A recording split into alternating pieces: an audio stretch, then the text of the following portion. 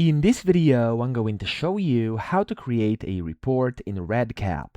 Now first, you want to select the project where you want to create a report in. So I'm going to click on this tutorial project over here.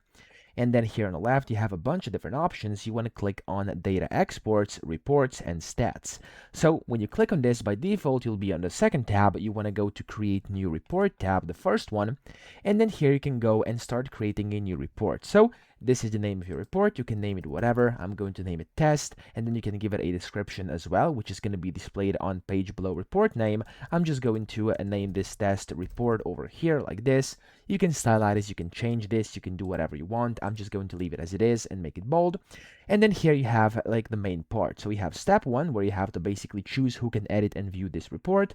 I'm going to do all users, or you could do just custom user access if you want to. So I'm going to do all.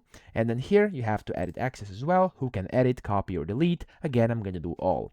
Then you have step two, where you have to put in the fields to include in report. You could quick add or quick set if you want to. You can just click on them, those that are relevant, and then you can just go ahead and click on close, and those are going to get added over here, just like this. Very simple. Or you could go ahead and of course do it manually if you want to as well. Delete some if you don't like them, etc. Okay? That's the first thing. Then you have the additional report options. So if you want to combine checkbox options into single columns, you could do that. I'm not going to do it. And you could also remove line breaks or carriage returns from all text data values. So I'm going to actually leave this on as it is by default. And then you have a bunch of different other settings as well. I'm not going to read this for you. You can read this yourself just so I don't waste your time here.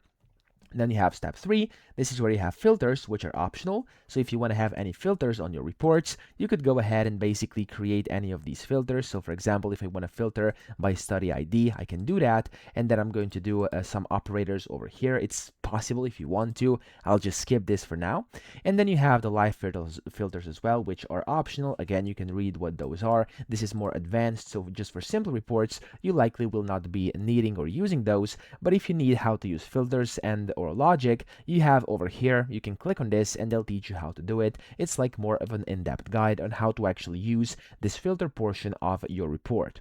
Then you have step four, which is the order the results. So you could do over here, you could go ahead and basically change the order. So I can do like study ID, I want this in ascending, and then you could do different variables from here as well. And you can of course do first by and then by and then by, and that way you can kind of change the order of how you want things to be displayed. Again, I'm going to leave this as it is and click on save report.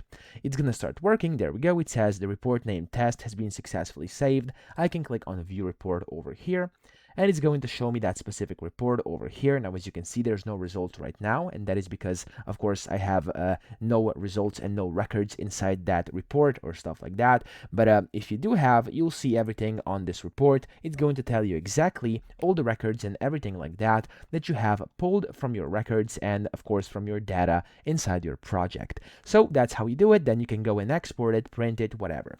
I hope this video helped you out. If it did, please subscribe to the channel and help me out as well.